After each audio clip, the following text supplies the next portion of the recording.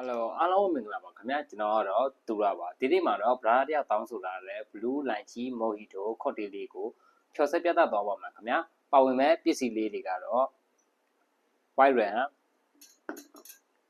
blue colosal soda water lime mint ပဲဖြစ်ပါလေခင်ဗျာ okay ဗီဒီယိုလေးကိုစလိုက်ရအောင်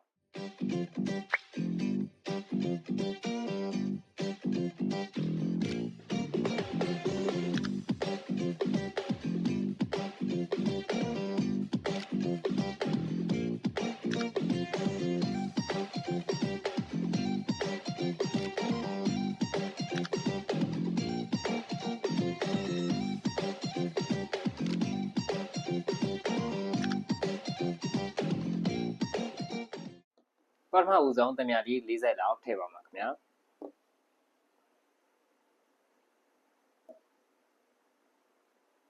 တခြားဘာစပွန်နဲ့တစ်စုံလောက်ထည့်ပါမယ်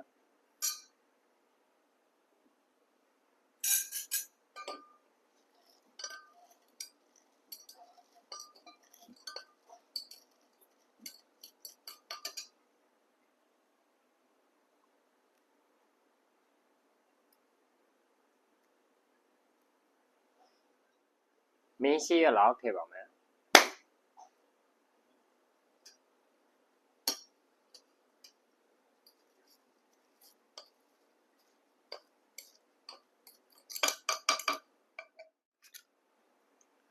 white rum 45 ml ထည့်ပါမယ်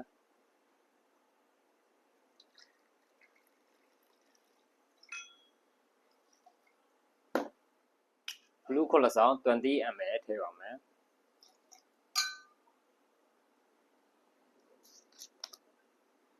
lime juice 50 ml ထည့်ပါမယ်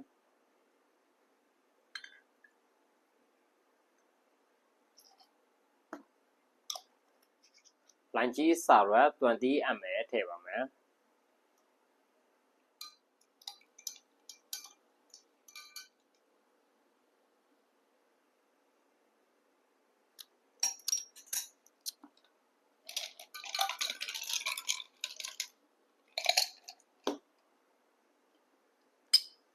ဆိုဒါလေးအပ်ပါမယ်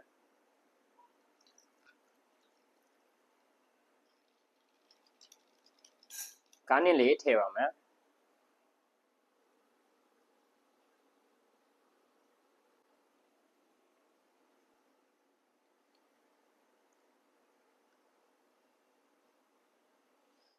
ဒါလေးကတော့ brother တယောက်တောင်းဆိုလာတဲ့ blue lychee mojito cocktail လေးပဲဖြစ်ပါတယ်ခင်ဗျာအတိအကျတော့ cocktail လေးတွေကိုလည်းအမြဲတမ်း remain လုပ်ပြပေးသွားမှာဖြစ်လို့အတွက်ကြောင့်ကြော်ရဲ့ follow page လေးကို like and follow လုပ်ပေးခဲ့ကြဖို့မေတ္တာရက်ခံပါတယ်ခင်ဗျာဖြိုခိုင်းစေချင်တဲ့ cocktail လေးတွေရှိရင်လည်း comment ထဲမှာဝင်ရေးခဲ့ကြပါခင်ဗျာ okay ဗီဒီယိုလေးကတော့ဒီလောက်ပါပဲခင်ဗျာနောက်ဗီဒီယိုမှာ